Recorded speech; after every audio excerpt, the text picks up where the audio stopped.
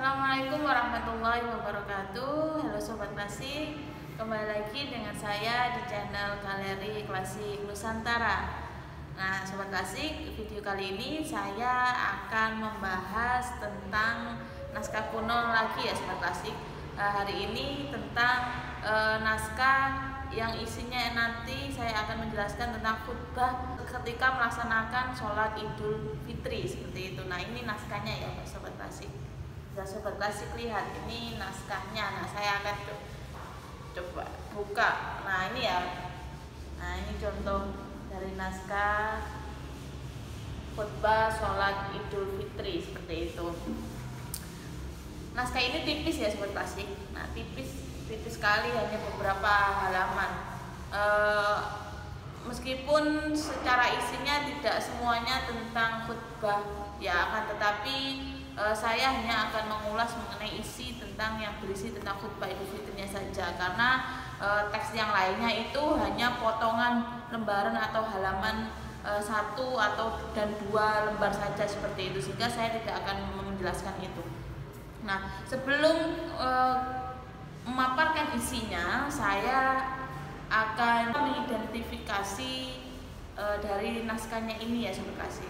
Naskah ini itu sampulnya itu menggunakan kulit ya, warnanya hitam. Ini sampulnya menggunakan kulit dan berwarna hitam kulitnya seperti itu. Nah ini bisa Sobat Klasik lihat.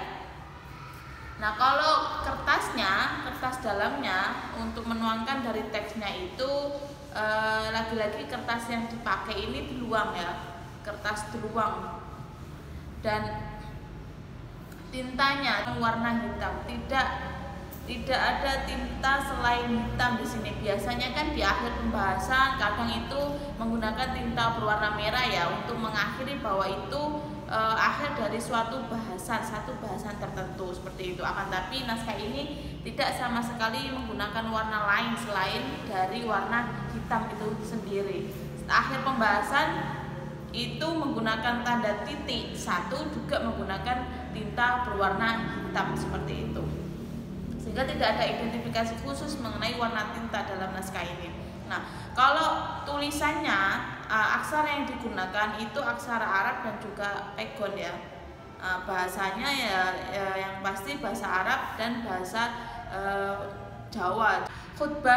Khutbah Idul Fitri dalam naskah ini itu full menggunakan bahasa Arab. Nah bahasa pegon, tulisan pegonnya itu digunakan untuk menyebut bahwa judul dari naskah ini itu tentang khutbah Idul Fitri seperti itu. Nah kalau isi khutbahnya itu full bertuliskan dengan tulisan Arab seperti itu ya Sobat Klasik. Kalau mengenai bentuk tulisannya mudah atau tidak untuk dibaca, isi dari khutbahnya yang bertuliskan bahasa Arab itu sangat mudah untuk dibaca, karena tulisannya itu bentuknya besar. Ini bisa Sobat Klasik lihat. Nah tulisannya itu bentuknya dengan huruf ukuran besar, sehingga sangat mudah dibaca, dan juga tintanya itu belum terlalu memudar ya, sehingga masih sangat jelas untuk dibacanya seperti itu. Akan tetapi ada beberapa halaman di yang akhir yang sudah tidak berbicara mengenai khutbah Idul Fitri, yaitu yang tadi untuk menjelaskan judul dari naskah ini tentang khutbah Jumat, itu menggunakan tulisan pegon, itu sudah sedikit memudar warnanya, sehingga ketika membaca ya harus cermat dan teliti agar bisa membaca dan memahami apa yang dimaksud dari tulisan tersebut seperti itu. Oke, masuk ke isinya ya Sobat Klasik. Naskah ini itu diawali, judulnya itu tidak berada di awal tulisannya ya, tapi di kolofon atau di bagian akhir seperti itu. Nah bagian awalnya itu langsung memaparkan atau langsung menyebut lafaz basmalah seperti itu. Diawali khutbahnya diawali dengan basmalah, Bismillahirrahmanirrahim. Nah setelah itu baru salam, Assalamualaikum warahmatullahi wabarakatuh. Nah seperti itu awalan dari naskah khutbah Idul Fitri ini ya. menurut saya, sebelum saya masuk ke isinya lagi ya, menurut saya bahwa naskah ini itu saya kira pada masa dulu ini sebagai pegangan ketika melakukan atau ketika berkhutbah Idul Fitri, sebagai pegangan, karena biasanya kan orang khutbah itu kadang ada yang membawa teks atau ada yang membawa naskah atau tidak ya. Saya kira ini menjadi pedoman pengkhutbah pada masa itu, karena sangat lengkap, diawali dengan basmalah, lalu Assalamualaikum warahmatullahi wabarakatuh itu juga tertulis dalam naskah ini ya. Assalamualaikum warahmatullahi wabarakatuh. Setelah itu takbir Allahu Akbar.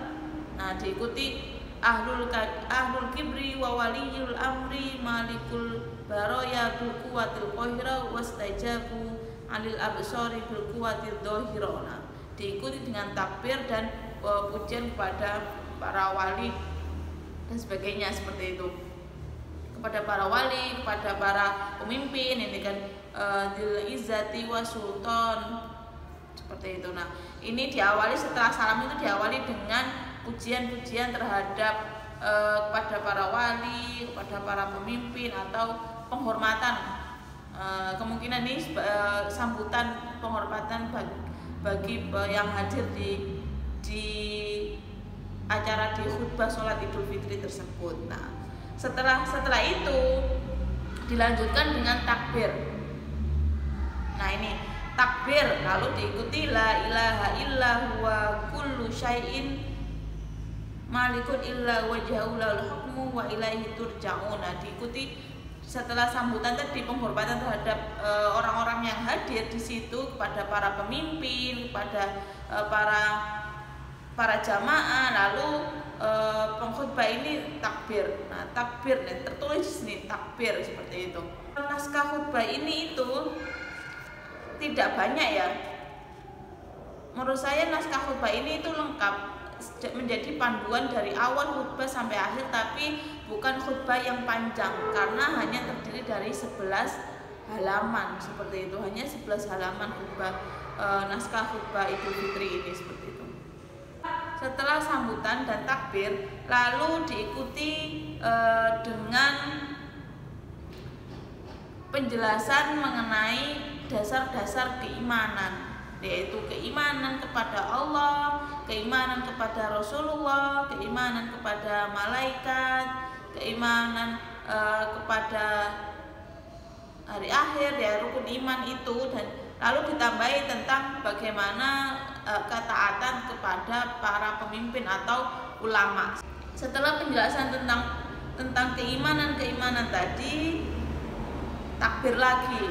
Nah, ini tertulis takbir Allahu Akbar subhanalladzi rabbul arabi. Nah, wa muqtidur riqab wa munzilul kitab wa musakhirus sahab. Nah, diikuti dengan takbir lagi. Setelah sehingga saya berkesimpulan bahwa setiap akhir satu pembahasan itu diakhiri atau ditutup dengan lafaz takbir, seperti itu. Karena tadi setelah sambutan takbir, setelah pujian kepada atau tentang keimanan tadi takbir, lalu ditutup dengan takbir lagi, lalu baru masuk ke arah ini penjelasan mengenai bagaimana akhlak seorang muslim, muslimah, lalu kemudian juga penjelasan tentang kesaksian terhadap matahari, bulan, tentang alam itu. Nah, itu ada di sini, ada penjelasan di situ. Nah, setelah itu takbir lagi. Nah, setelah takbir lagi, nah di sini ditutup.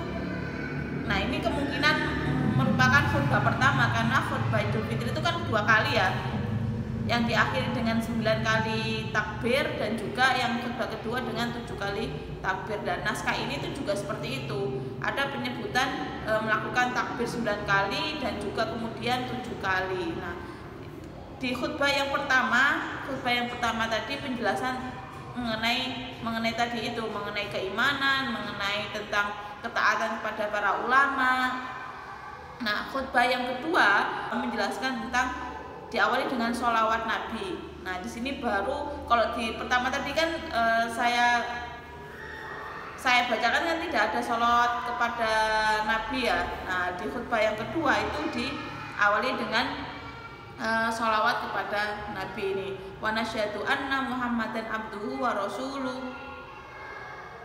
Nah, itu diawali dengan sholawat kepada Nabi seperti itu. Nah, kemudian setelah sholawat kepada Nabi, masuk ke hadis-hadis Rasul atau hadis-hadis Nabi yang menjelaskan tentang puasa Ramadan. Ini di sini dijelaskan. Faqala Nabi sallallahu alaihi wasallam man shoma syahrul Ramadan fattaba'u bisai'in min Syawal.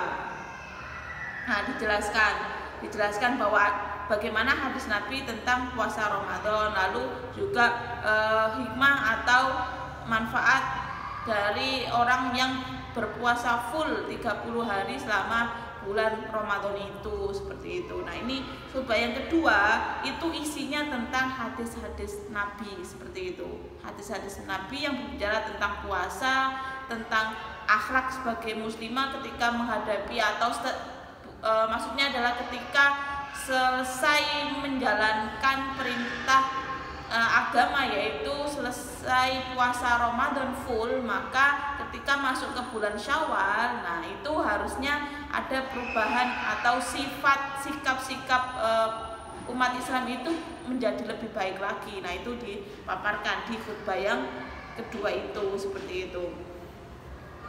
Nah, ini isinya hadis-hadis Nabi ya, hadis-hadis Nabi di khutbah yang kedua. Nah, setelah itu diikuti dengan doa-doa. Doa-doa tentang ini doa untuk mengharap syafaat kepada Rasulullah. Nah, lalu naskah ini itu ketika menyebut jamaah atau menyapa para jamaah pada khutbah itu dengan lafaz seperti ini. Ya ayuhan nas ittaqullah. Nah, itu kan biasanya dalam khutbah-khutbah kan itu sebagai seruan bahwa wahai manusia ini maksudnya kan orang yang ada di hadapan pengkhutbah itu, yaitu para jamaah itu, bahwa dianjurkan untuk bertakwa kepada Allah dan juga melakukan kebaikan dan menjauhi keburukan. Nah, itu disebutkan juga beberapa kali ketika di tengah-tengah khutbah, terutama di bagian kedua itu sering disebutkan lafaz itu, ya ayuhan nas ittaqullah ilal khairi. Setelah selesai menjelaskan tentang hadis-hadis Nabi tersebut, diakhiri dengan doa. Nah, doanya ini tidak terlepas dari doa untuk meminta ampunan, doa meminta untuk meminta ini memperpanjang umur, doa meminta untuk memperlancar rezeki. Nah, ini untuk meminta ampunan ini baik ampunan terhadap dosa kepada Allah, kepada Tuhan, dan juga meminta ampunan jika mempunyai kesalahan kepada sesama manusia, dan semoga diberikan keselamatan dari api neraka ya. Ini jelaskan Allahumma salamata alaina. Nah, ini dijelaskan meminta keselamatan agar terhindar dari api neraka, seperti itu. Nah, juga meminta untuk dijauhkan dari bala atau keburukan. Ini Allahumma idfa'annal qala wal bala wa abwaba wal fahsya wal munkar. Nah, ini meminta untuk dijauhkan dari segala keburukan. Diikuti dengan seperti ini, Rabbana ighfir lana wa li ikhwanina alladzi sayakuna bil iman. Nah, untuk meminta keimanan juga, kekuatan dalam hal keimanan. Nah, terus ditutup dengan wala taj'al fi qulubina lil ladzina amanu rabbana innaka ra'ufur rahim. Sudah selesai. Terus disebutkan tamat wallahu a'lam. Kila khutbah dari sholat Idul Fitri.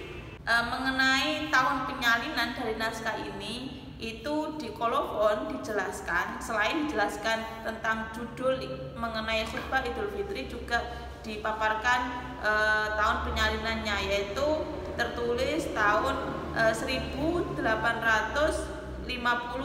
yaitu isi dari naskah ini. Semoga memberikan manfaat buat sobat klasik yang melihat dan mendengarkan video ini.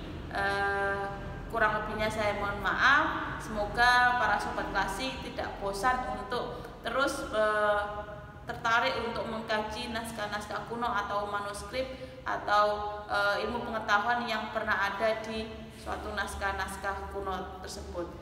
Terima kasih. Wassalamualaikum warahmatullahi wabarakatuh.